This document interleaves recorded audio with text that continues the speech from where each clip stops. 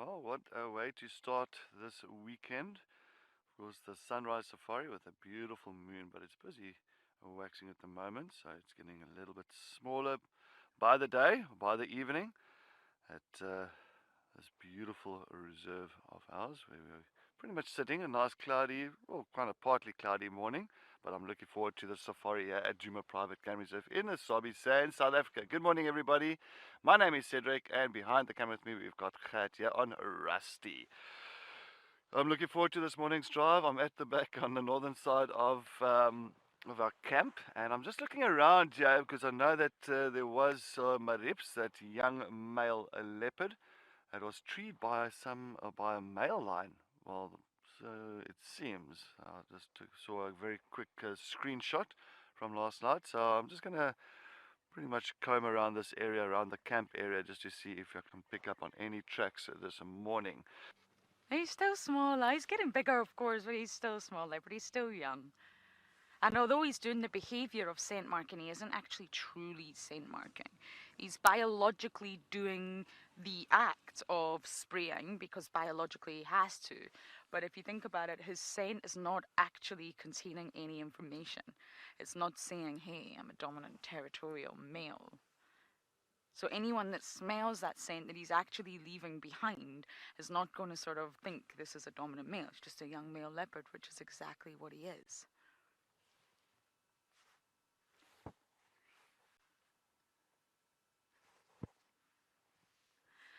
Okay, let's... Oh no, he's right there. Sorry, Owen, I wasn't looking at my monitor.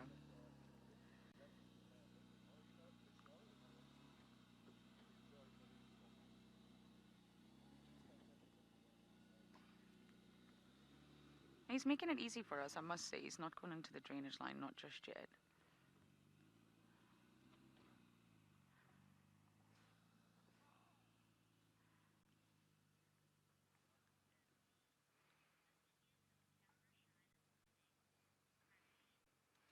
Annalie, I don't think so. I don't think so. Maribes is busy. I don't think he's camera shy. He was walking down Twin Dams Road. I think he's hungry. He was watching a daycare, but there's lots of alarm calls. The baboon's still going. The daycare saw him immediately.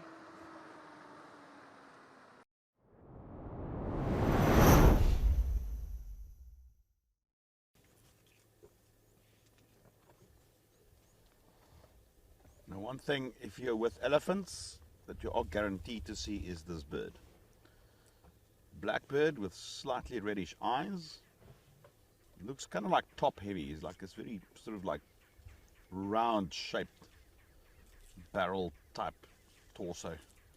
And then the long, slightly forked tail. And that is the fork tailed drongo.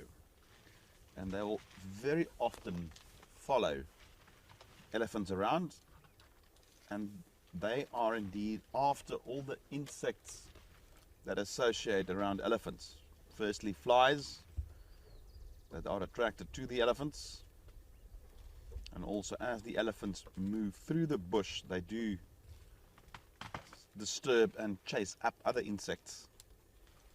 So the drongos hunt from this perched position, move with a particular elephant as they move along, and then when they spot a fly or a bee or whatever it may be, they quickly do a little sortie and catch their prey in flight.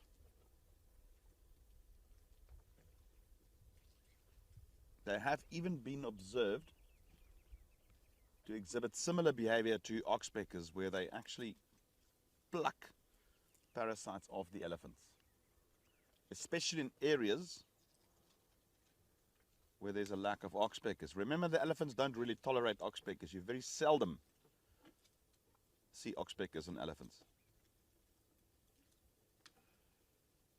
And as I said that, I've got a question from Declan. Why do oxpeckers not remove the ticks from elephants? Elephants don't really tolerate them, Declan. They don't like oxpeckers. That skin, as tough as it is, are still rather sensitive. It's almost as if they don't like oxpeckers on them. Even the drongos that try and go and pluck stuff from them, they're not too keen on that. Remember, elephants have a very effective way to deal with ticks, and that's by mud wallowing and sandbathing, which is actually very, very effective.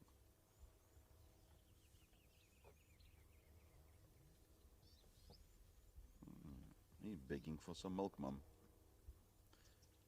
Did you see how the trunk gets placed on the forehead and then they suckle with the mouth? And again, it's a common belief, and I've seen this a lot, where people tend to think that the elephant calves will suckle with their trunk. But there we can clearly see they don't. They suckle with their mouths, just like most other mammals.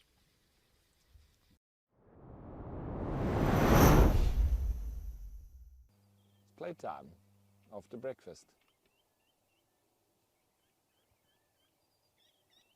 Here comes the male. And you'll see these little youngsters can be quite defensive over the food. Oh, look at that. Having a play with Dad. But he's probably going to... Oopsie. So one of the youngsters been a bit naughty, being told off.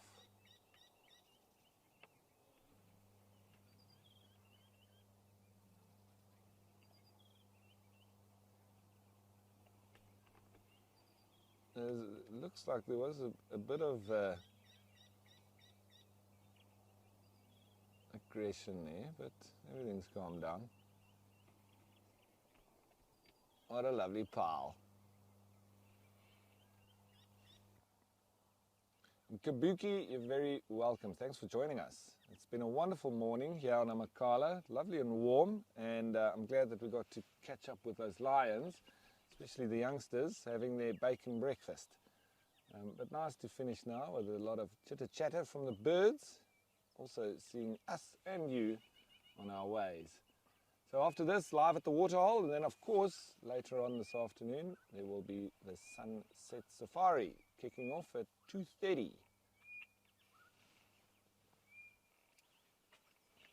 So yes, that is me once again in your faces, and yeah, we look forward to this afternoon. I wonder what we're going to do. I think we're going to probably come around in this area once more, because we came here because the breeding herd of elephants have actually come into these parts. So it's quite thick area, and the blocks are quite big, but the tracking is a lot easier, and I really like this side of the reserve. It's my favorite part. It's not as picturesque as the basin, but it's just the sandy substrate makes it much easier for tracking. So I'm sure we'll be able to catch up with those elephants. So stay tuned, and we'll see you back this afternoon once more. Thanks for watching, and of course, the wildlife as the stars of the show. See you later, folks. Bye for now.